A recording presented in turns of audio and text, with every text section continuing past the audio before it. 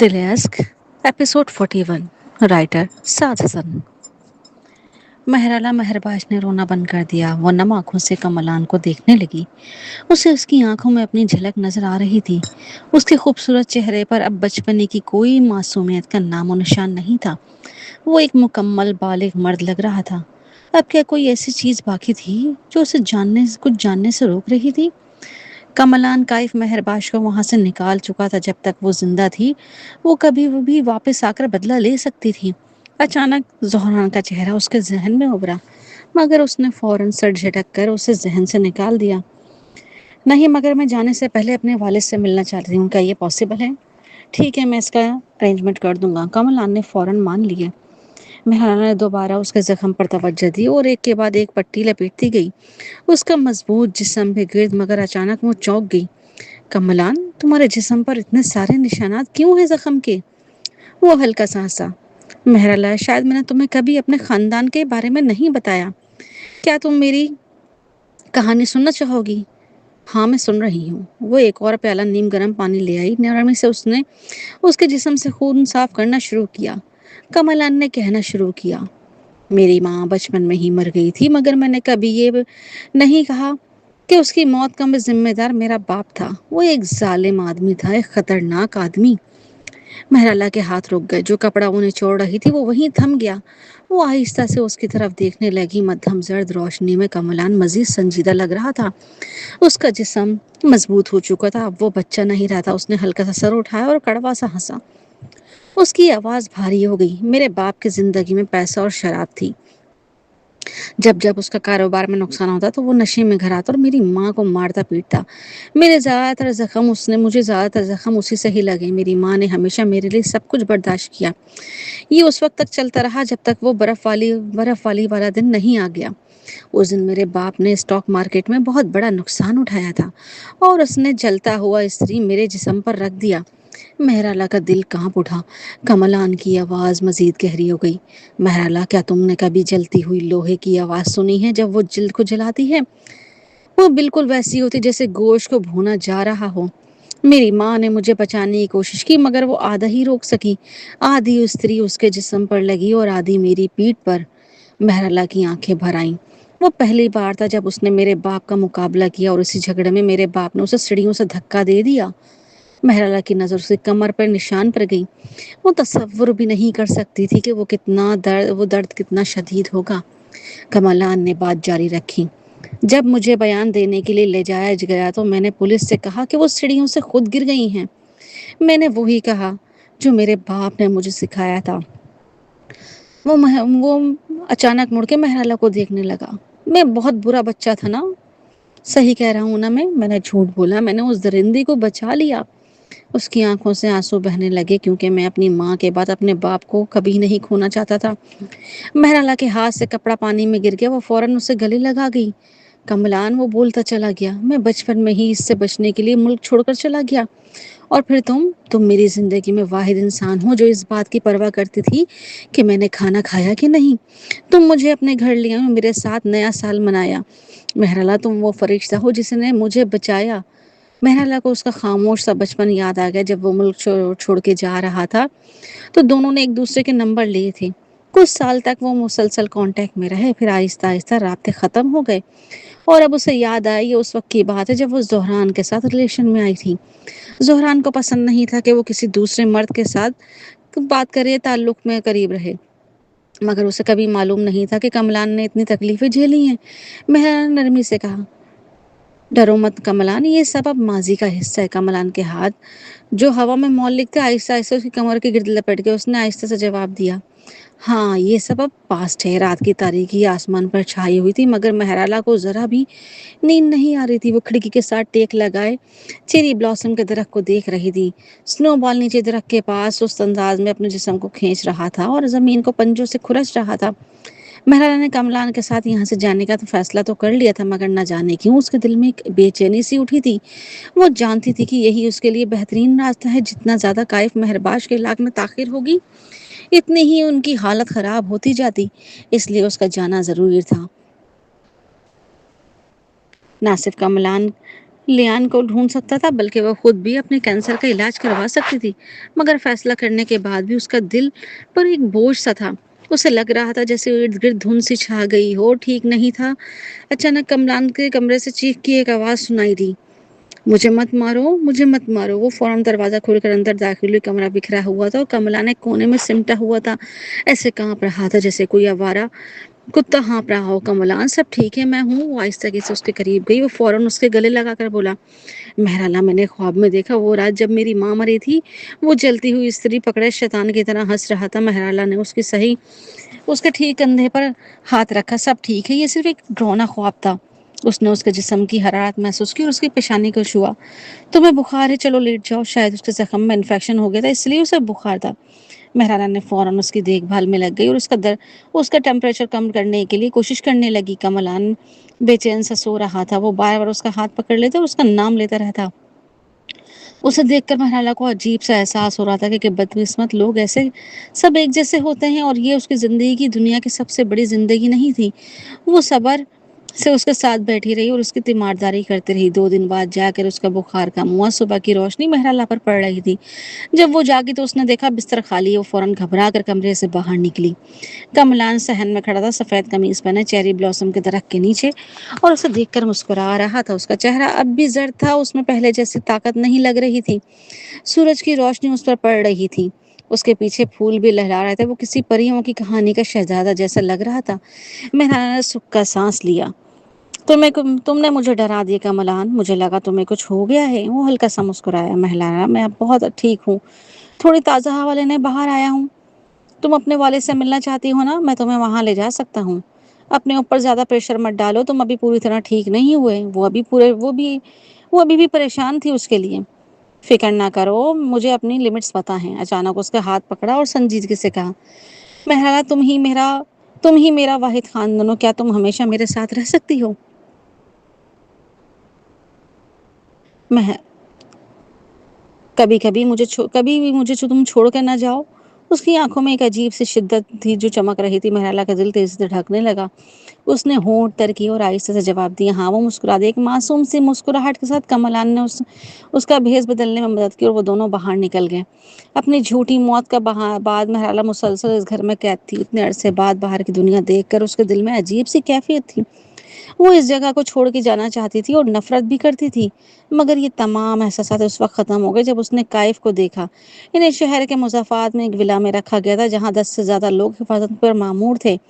ان کا کمزور چہرہ دیکھ کر مہرالا کا دل بھر آیا۔ بابا، وہ سکون سے سانس لے رہی تھی جیسے سو رہے ہوں۔ کملان نے اس کے کندھے پہ ہاتھ رکھا۔ مہرالا، میں نے کسی سے مسٹر کائف کی مکمل چیک اپ کروایا ہے۔ اگر ابھی انہیں ہوش نہیں آیا، مگر ان کی حالت اب بھی سٹیبل ہے۔ جیسے ہی لیان ان کا علاج شروع کرے گا، وہ ضرور ہوش میں آ جائیں گے۔ میں نے لیان سے بات کر لی ہے، وہ جزیرے پر پہنچ جائے گا تاکہ سرجری کر سکے۔ اگر تمہیں کوئی اور کام نہیں تو مسٹر کائف مہرباش کو آج ہی ایلڈن وائن سے نکالنا ہوگا۔ مہرانا چونک گئی۔ آج ہی؟ وہ نرمی سے بولا۔ ہاں، وہ پہلے شہر چھوڑیں گے اور ہم دونوں 3 دن بعد جائیں گے مہرانا۔ اس کے بعد ہم بہت عرصے تک یہاں واپس نہیں آئیں گے۔ وہ اس کی آنکھوں میں دیکھتے ہوئے بولا، کیا کوئی ہے جسے تم گڈ بائی کرنا چاہتی ہو؟ مہرانا نے ایک لمحے سوچا، پھر آہستہ سے بولی، میں اپنی سب سے اچھی دوست سے ملنا چاہتی ہوں۔ الوداع کہنے کی ضرورت نہیں ہے، بس دور سے ایک نظر دیکھ لوں گی، یہی کافی ہے۔ ہیولٹی ہلٹن پچھلے کچھ دنوں سے واقعی ایک کارپوریٹ کی غلام بن چکی تھی۔ وہ روز دیر تک اوور ٹائم کر رہی تھی۔ مہرالا کو اندازہ تھا کہ خبر دیکھنے کے بعد ایورلی نے اسے ہر جگہ تلاش کیا ہوگا، مگر مہرالا میں اتنی ہمت نہیں تھی کہ وہ اسے باقاعدہ الوداع کہتی۔ اوپر سے اسے پہلے ہی شک تھا کہ اس پر بہت سے لوگ نظر رکھے ہوئے ہیں۔ وہ یہاں تک بڑی مشکل سے پہنچی تھی۔ وہ نہیں چاہتی تھی کہ کوئی بھی ان کے منصوبے کو خراب کرے۔ ٹھیک ہے، میں تمہاری یہ خواہش پوری کروں گا۔ کملان نے ہمیشہ کی طرح اس کی بات مان لی۔ اسی دن اس دوپہر کے کھانے کے وقت مہرانا نے ایورلی کو دیکھا۔ وہ اپنے آفس کے ڈریس میں تھی، وہی لباس جس کے بارے میں وہ کچھ مہرالا سے شکایت کرتی تھی۔ وہ کیفے کی طرف ایسا چل رہی تھی جیسے کوئی بے جان گوڑیا ہو۔ آرڈر دینے کے بعد وہ میز پر جھک گئی اور اپنا سر اور بازو پہ میز پر رکھ دیے۔ جب بھی اس کے فون پر وائبریشن ہوتی، وہ فوراً سر اٹھا کر دیکھتی، مگر اگلے ہی لمحے اس کے چہرے پر مایوسی چھا جاتی۔ وہ کھانے سے بھی مزے نہیں لطف اندوز ہوتی نظر نہیں آ رہی تھی۔ وہ بس زبردستی لقمے منہ میں ڈال رہی تھی، جیسے ذائقے سے اسے کوئی فرق ہی نہ پڑتا ہو، بس پیٹ بھرنا ضروری تھا۔ اسے تک یہ احساس نہیں ہو کہ وہ سیلری کیا لے رہی ہے۔ وہی چیز جس سے سب سے زیادہ نفرت تھی۔ چند چمچ کھانے کے بعد اس نے دوبارہ فون اٹھایا۔ مہرالہ اس کے پیچھے بیٹھی تھی۔ ایورلی اس وقت ان دونوں کی پرانی تصویر دیکھ رہی تھی جو ان کے اسکول کے زمانے کی تھی۔ کچھ تصویریں مہرالہ کی زندگی کی شرمندہ کر دینے والے لمحوں کی تھیں۔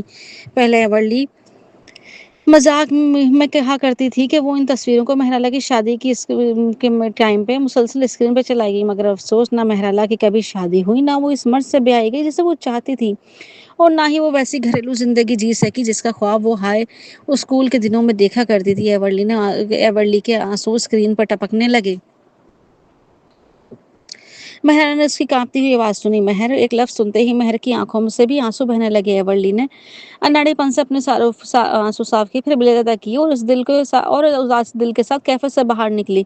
اس سے پہلے وہ اپنے گرد گرد ماحول پر ہمیشہ گہری نظر رکھتی تھی۔ مہرالہ کی موجودگی کبھی اس سے چھپی ہی نہیں رہی، مگر اب مہرالہ کے لاپتہ ہونے کی خبر نے اسے اندر تک توڑ دیا تھا۔ کچھ دنوں سے وہ اسی حال میں جی رہی تھی۔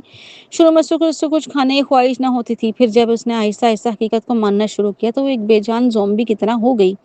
یہ محض دوستی نہیں تھی، ان کے درمیان رشتہ خون کے رشتوں سے بھی زیادہ گہرا تھا۔ مہرالہ نے آسمان کی طرف دیکھا اور جو اچانک بادلوں سے ڈھک گیا تھا۔ اس نے فوراً ایک چھتری خریدی، تیزی سے سڑک کی طرف دوڑی۔ ایورلی اونچی ہیل پہنے موسلادھار بارش میں چل رہی تھی۔ ایک راہگیر جلدی سے میں اس سے ٹکرا گیا۔ پہلے وہ مذاق میں کہا کرتی تھی اگر کبھی ایسا ہوا تو وہ فوراً زمین پر گر کے ہر جانہ وصول کرے گی، مگر آج وہ خالی نظروں کے ساتھ بس سامنے دیکھے جا رہی تھی۔ بارش کے قطرے اس کے گالوں پر بہہ رہے تھے۔ کوئی نہیں جان سکتا تھا وہ صرف بارش تھی یا پھر وہ واقعی رو رہی ہے۔ شاید یہ وہی لمحہ تھا جب وہ آخری بار اپنے دل کا بوجھ ہلکا کر رہی تھی۔ مہر، او میری مہر، وہ سسک کر بولی، ہم نے وعدہ کیا تھا ہم دونوں ساتھ بوڑھے ہوں گے، پھر تم نے مجھے چھوڑ کر کیوں چلی گئی؟ یہ سب میری غلطی ہے۔ اسی دن مجھے اپنا بزنس ٹرپ پر جانا ہی کیوں پڑا؟ میں تمہارے ساتھ ہو سکتی تھی، اس وقت تم کتنی ڈری ہوئی ہوگی۔ مہر، اچانک چھتری اس کے اوپر آ گئی۔ کسی احساس کے تحت اس نے فوراً سر اٹھا کر سامنے والے شخص کو دیکھا۔ چھتری تھامے ایک بوڑھی عورت کھڑی تھی۔ اس نے ایورلی کو اٹھایا اور نرمی سے بولی، بیٹی سردی بڑھ رہی ہے، اٹھ جاؤ، ابھی تمہاری عمر ہی کیا ہے؟ زندگی میں ایسا کیا ہے جسے برداشت نہ کیا جا سکے؟ مت رو۔ ایورلی نے ایک ایسے بچے کی طرح رو پڑی جیسے اس کا سب سے پیارا کھلونا کھو گیا ہو۔ گرانی، میں نے اپنی سب سے اچھی دوست کھو دی، مجھے وہ نہیں مل رہی کہیں۔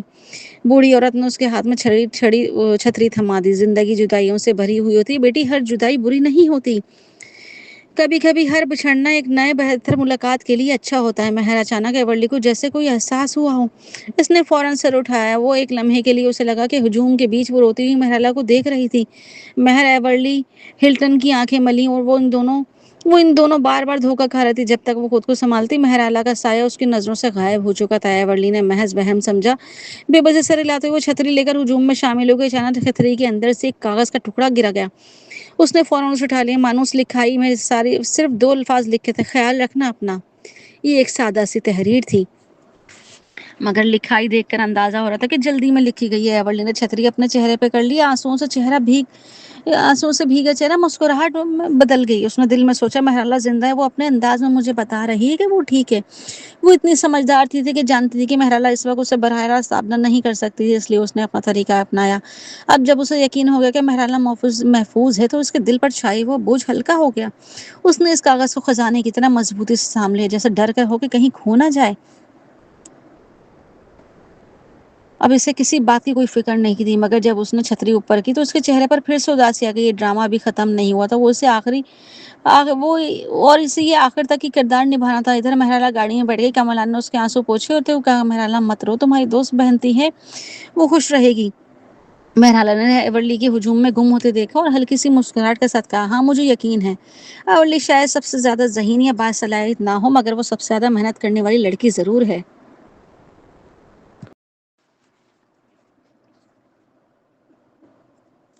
اگر وہ مردوں کے پیچیدہ رشتوں میں نہ الجھی تو اس کا مستقبل بہت روشن تھا۔ اسی لمحے مہرالہ کے فون پر نورما کا پیغام آیا۔ چند دن پہلے مہرالہ نے نورما سے اس کے معاملے کی پیش رفت کے بارے میں پوچھا تھا۔ نورما نے کہا وہ جلدی حقیقت تک پہنچ جائے گی۔ پیغام میں واضح لکھا تھا کہ کمپنی میں اس کا فون خفیہ استعمال کرنے والا شخص کلارا تھی۔ مہرالہ کے ذہن میں فوراً کلارا کا چہرہ آیا، وہی پورا اعتماد چہرہ جو ٹیم بی کی لیڈر تھی اور ہمیشہ اس کا مذاق اڑاتی رہی۔ مہرالہ نے پہلے ہی سوچا تھا کہ وہ اس سے حسد کرتی ہے کیونکہ مہرالہ اچانک پروجیکٹ مینیجر बन गई थी। दूसरे लोग भी यही समझते थे, मगर अब क्लारा दरअसल किसी साजिश करने वाले की जासूस थी। तो उसकी दुश्मनी की वजह समझ आती थी। इसी लम्हे महराला को एक लंबे दुबले आदमी पॉल की मालूमात इन्फॉर्मेशन याद आई। गौर करने पर पॉल और क्लारा में कुछ कुछ मुमासिलत नजर आती थी। महराला ने सोचा, इन दोनों का आपस में क्या ताल्लुक हो सकता है। महराला, तुम इतनी परेशान क्यों हो रही हो, कमलान ने पूछा। महराला ने बेचैनी से कहा, कमलान, क्या तुम दो लोगों के बारे में इंफॉर्मेशन निकाल सकते हो? हाँ जरूर, क्यों नहीं, रात को कमलान ने उसे जवाब दिया। जैसा कि महराला ने अंदाजा लगाया था, हाँ, पॉल और क्लारा आपस में बहन भाई थे। क्लारा ने अपने माँ का नाम ले लिया हुआ था, इसलिए दोनों का नाम मुख्तलिफ थे। मजीद ये कि उन दोनों की दादी देहात में रहती थी। महराला के जहन में फौरन ख्याल आ गया, अगर बेले का बच्चा अभी भी जिंदा है तो क्या वो इन्हीं की दादी के पास हो सकता है। उसने पता देखा, ये वही गांव था जहां जाने का सुहाम को ने जिक्र किया था, और फिर वो गायब हो गया था। महराला के जहन में सवाल गूंजने लगे, क्या वो गांव में किसी मुश्किल में तो नहीं फंस गया, या उसकी शनाख्त की वजह से उसे निशाना बनाया गया। मगर इन सवालों का जवाब उसके पास नहीं था। वो सिर्फ एक बात जानती थी कि उसे बेले के बच्चे को ढूंढना है। इससे ये साबित करना है कि बेले पागल काइफ के बच्ची वजह से नहीं नहीं हुई थी, बल्कि पॉल की वजह से हुई थी। महराला को अफसोस हुआ कि इस बात कि ये उसे ये बात इतनी देर से समझ आई। वो बेचैनी से इधर उधर टहलने लगी, जैसे जलते तवे पर बैठी हो। इसी दौरान कमरान ने कहा, महराला, मुझे इत्तला मिली कि मिस्टर काइफ मेहरबाज जहाज पर सवार हो चुके हैं। वो उसकी तरफ देखते हुए बोला, महराला, क्या हुआ, तुम बहुत परेशान लग रही हो। इसी वक्त उसके फ़ोन पर एक और मैसेज आई, ये भी नॉर्मा की तरफ से। महराला ने मैसेज पढ़ा और उसका चेहरे का रंग बदल गया। क्लारा ने इस्तीफा दे दिया है, वो अपनी एल्डन वाइन छोड़ने वाली थी। कमलान ने महराला का फ़ोन हाथ से लेकर स्क्रीन को ढांक दिया। महराला, मैं जानता हूँ तुम बेचैन हो, परेशान हो, और क्लारा सबसे सब कुछ पूछना चाहती हो।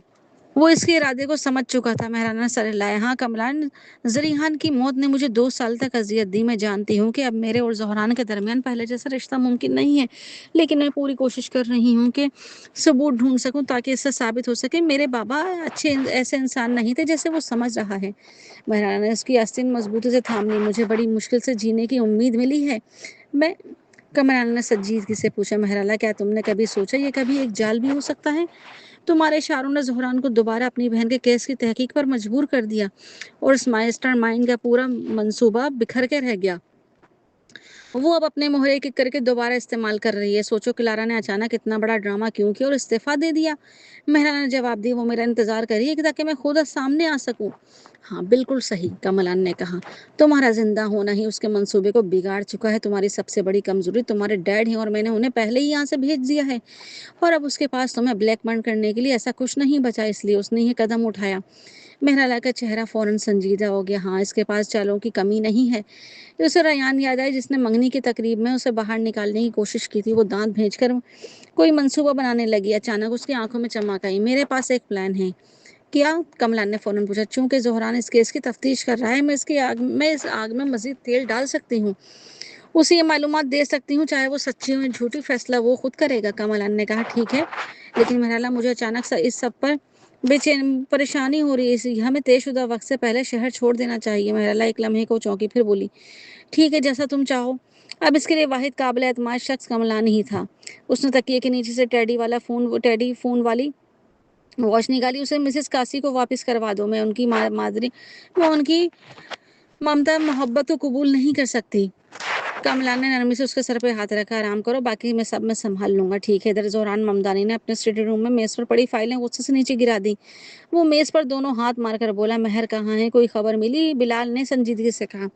रिलैक्स हो जाए मैं सर, हमने इस इलाके का पानी तक छान मारा। अगर मिसेस ममदानी मर चुकी होती तो अब तक हमें मिल चुकी होती।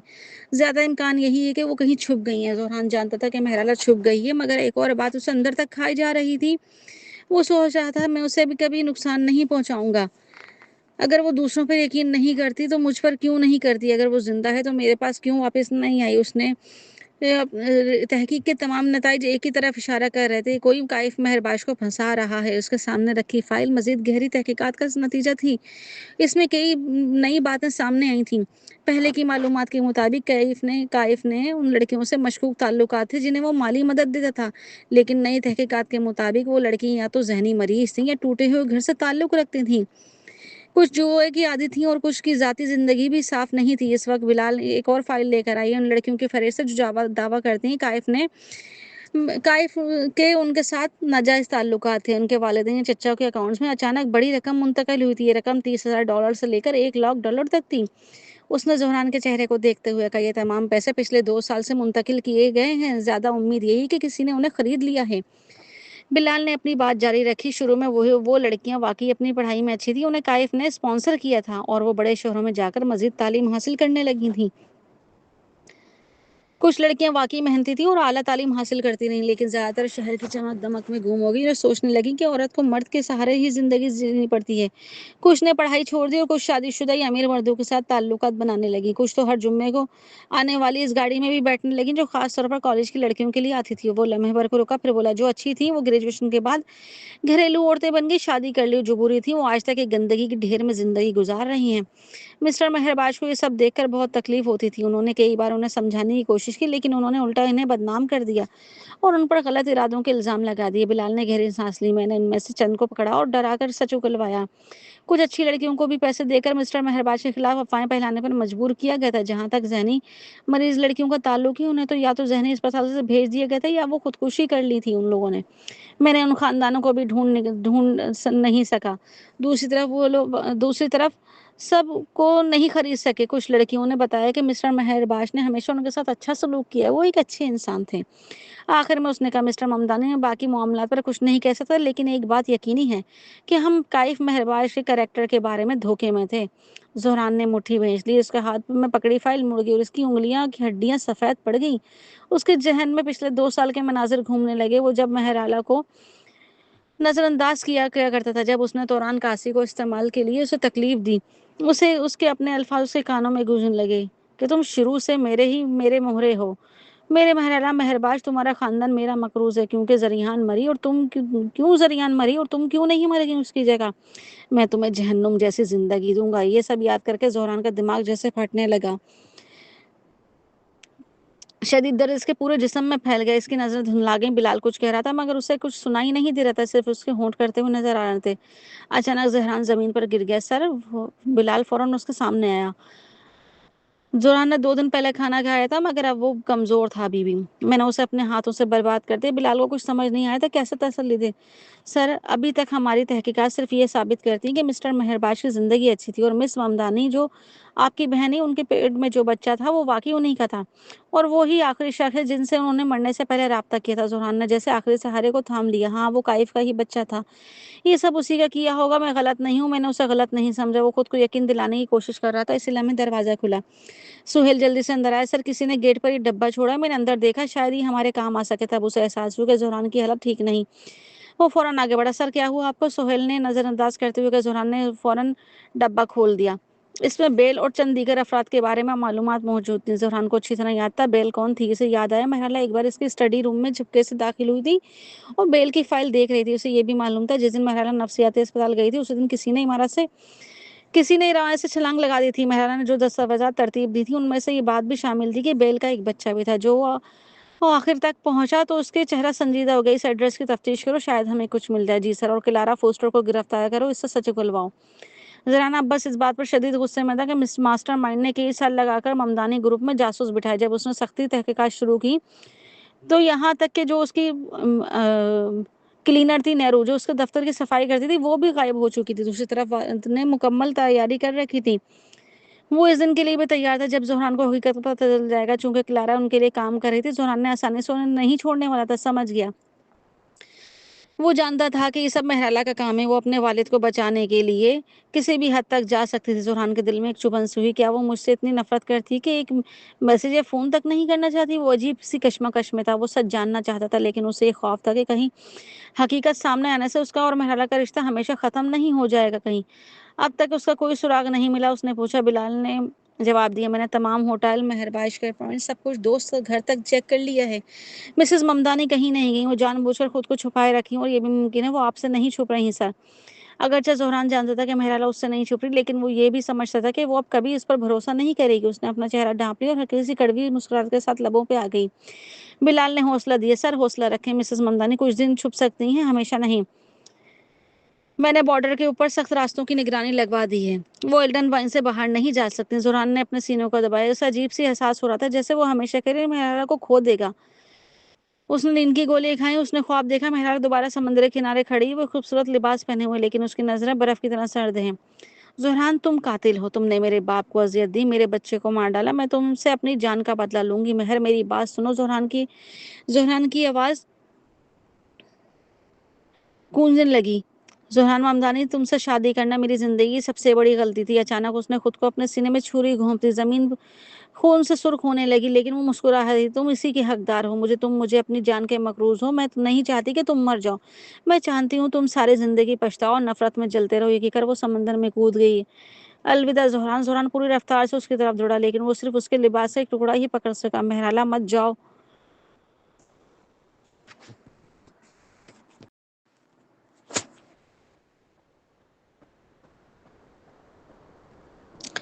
مہرالا مت جاؤ. وہ پسینے میں بھیگا ہوا اچانک جاگ اٹھا. اس کا دل زور زور سے دھڑک رہا تھا. مہرالا کی وہ سرد نگاہ اس کے ذہن میں چپک کے رہ گئی تھی. اس لمحے اسے شدت سے احساس ہوا کہ مہرالا ہمیشہ کے لیے اس کی زندگی سے جانے والی ہے. سہیل نعمانی زہران کے پاس کھڑا تھا. زہران پسینے میں بھیگا ہوا تھا اور اس کے چہرے پر ایک خوفناک سختی تھی. کل رات والی وہ کی گولی کی مدد سے سو تو گیا تھا مگر پوری رات بے چین ہو کر کچھ نہ کچھ بولتا رہا تھا. سر, کیا آپ نے کوئی ڈراؤنا خواب دیکھا؟ زہران کی آواز ابھی بھی بھاری تھی. مجھے کچھ ٹھیک محسوس نہیں ہو رہا, شاید اس کے حال میں بہت کچھ ہو رہا ہے. زہران نے سرد لہجے میں اسے روک دیا. تمام راستوں پر سخت نگرانی لگاؤ. مجھے ڈر ہے مہرالا ایلڈن وائن چھوڑ دے گی لیکن مسٹر مہرباش ابھی تک لاپتہ ہیں اور وہی واحد شخص ہے جس کی مسز ممدانی کو بہت پرواہ ہے. وہ اس وقت کیوں جائیں گی؟ زہران نے سنجیدگی سے کہا. اس دن 4 گروہ کیف کو لے جانے آئے تھے. کیا تمہیں لگتا ہے ان میں سے ایک اس کے لوگ نہیں ہو سکتے؟ سہیل نے سر ہلایا. مجھے ایسا نہیں لگتا. اس کے پاس اتنے وسائل نہیں کہ وہ کرائے کے قاتل رکھ سکتے. آپ وہاں نہیں تھے, آپ نے نہیں دیکھا تھا وہاں وہ لوگ کتنے بے رحم تھے. زہران نے پیشانی سکیڑ لی اور ہیڈ کے ساتھ ٹیک لگا لیا. اس کا چہرہ بے تاثر تھا. اگر وہ ابھی بھی اولڈن وائن میں تھی تو ہم سب کیوں نہیں ڈھونڈ پا رہے؟ سر, کیا آپ کا مطلب ہے اسے کوئی مددگار ہے؟ سہیل نے پوچھا. شاید ممکن ہو. یہ کہہ کر زہران کمبل ہٹا کر اٹھا اور باتھ روم کی طرف چل گیا. وہ مسلسل یہی سوچ رہا تھا کہ مہرالا کہاں ہو سکتی ہے. اس نے ہر جگہ تلاشی کر لی تھی. آج کل ہر چیز ڈیجیٹل پیمنٹ سے ہوتی ہے. اس کے پاس کیش نہیں تھا, اس کے پاس نام کی کوئی ٹرانزیکشن بھی نہیں تھی, تو وہ زندہ کیسے رہ رہی تھی؟ زہران کو یقین تھا اس کے پاس کوئی مددگار ضرور ہوگا, لیکن کون؟ آج تو اس کا ظالم باس بھی اسے برا نہیں لگ رہا تھا. وہ سوچ رہی تھی کافی دن ہو گئے ہیں. ادھر ایورلی ہلٹن خوشی میں گنگنا رہی تھی. آج تو اس کا باس بھی اسے برا نہیں لگ رہا تھا. وہ سوچ رہی تھی کافی دن ہوگا, اچھا کھانا کھاتی ہوں, کیا کھاؤں؟ اس سے یاد آیا چند گلیوں کے فاصلے پر ایک نیا باربیکیو ریسٹورینٹ کھلا ہے. مزیدار گوشت کا خیال آتا ہے. اس کے منہ میں پانی گیا. وہ لگ چاٹنے لگی. جیسے ہی وہ مڑی اس کی نظر زہران پہ پڑی. وہ چونک اٹھی. اسے یہاں دیکھنے کی توقع بالکل نہیں تھی. وہ فوراً پیچھے ہٹنے لگی. دل ہی دل میں دعا کر رہی تھی کہ اس نے اسے نہ دیکھا ہو, لیکن 2 قدم پیچھے جاتے ہی وہ رک گئی. زہران نے اس کا اسکارف پکڑ لیا. وہ سیدھا اس کی آنکھوں میں دیکھتے ہوئے بولا, مجھے بات کرنی ہے, چلو بات کرتے ہیں. ورلی کا دل چاہا اس کا ہاتھ جھٹک دے, مگر اس میں اتنی ہمت نہیں تھی کہ اسے ناراض کر سکے. کچھ تو عجیب تھا. پہلے جب وہ اس سے ملتی تھی وہ ایک غرور سے بھرپور طاقتور بزنس مین لگتا تھا, لیکن آج وہ ایک تنہا آدمی لگ رہا تھا جس کی بیوی اسے چھوڑ کر چلی گئی ہو. اس کے ارد گرد اداسی اور تنہائی چھائی ہوئی لگ رہی تھی. چند منٹ بعد وہ دونوں ایک دوسرے کے سامنے بیٹھے تھے. بالکل پچھلی ملاقات کی طرح ایورلی کی ٹانگیں کانپ رہی تھی. زہران نے فراغ دلی سے مینیو اس کے سامنے بڑھایا. جو چاہو آرڈر کرو, سب کچھ میری طرف سے ہے. کھانے کا نام سنتے ہی ایورلی کی آنکھیں چمک اٹھی. اس کا اصول تھا کھانا نہیں تو زندگی نہیں, اور ویسے بھی زہران جیسے امیر آدمی سے مفت کا کھانا کون چھوڑ سکتا تھا؟ وہ فوراً مینیو پر انگلی رکھتے ہوئے یہ اور یہ. زہران نے بولا, تکلف کی ضرورت نہیں ہے, خود کو مت روکو. اس سے ختم ہوتے ہی ایورلی نے مزید کہا, مجھے یہ دونوں چھوڑ کر باقی سب چاہیے. زہران ایک لمحے کے لیے خاموش رہ گیا. ایورلی مسکرا کر بولی, سوری سر, تکلف میری ڈکشنری میں نہیں ہے. زہران نے کندھے اچھ کر ویٹر سے کہا تھا کہ ٹھیک ہے, سب لے آؤ. ایورلی نے دل میں سوچا, افسوس مہرالا نے طلاق سے پہلے اسے اچھی طرح نچوڑا کیوں نہیں. یہ تو پیسوں میں کھیل رہا ہے. اگر میں اس کی جگہ ہوتی تو اس کی ساری جائیداد بیچ ڈالتی. وہ مسکرا کر بولی, مسٹر ممدانی, مجھے لگتا ہے آپ مجھے صرف کھانا کھلانے نہیں آئے. زہران نے ٹھنڈے لہجے میں پوچھا, کیا تم مہر سے ملی ہو؟